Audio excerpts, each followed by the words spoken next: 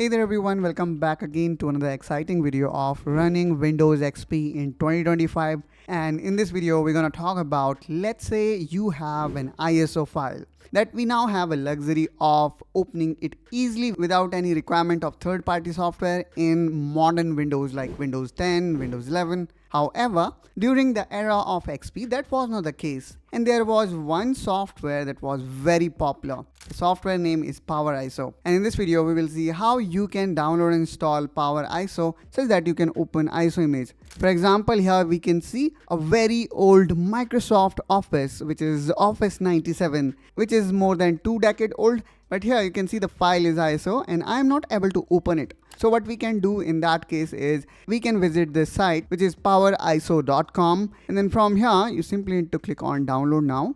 And then based on the Windows version that you have, you can go for it. Since I am using 32-bit, so I'm gonna click here on 32-bit. And there we go. So here you should be able to see the download in progress, and seems like I have downloaded it. Okay. And the good thing about this software is, despite the release date is January 6, 2025, PowerISO understand that still there are Windows XP users that are using this software.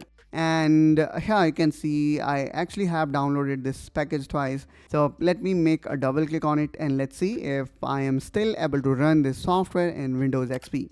Let's run the setup and click on I agree. And let's click on install. And there we go. Seems like we still can run it. Now I'm going to click on close. And here you can see the message which says the PowerISO was successfully installed.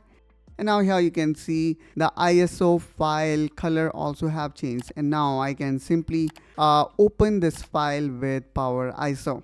And since this is trial version, so I need to wait for a while and then I can actually see the content inside. So if you want to open any ISO file inside Windows XP, then this is the way how we can do that. Hope that you find this useful. So make sure to follow us along and I will see you soon with one such another video. Till then, you take care and bye-bye.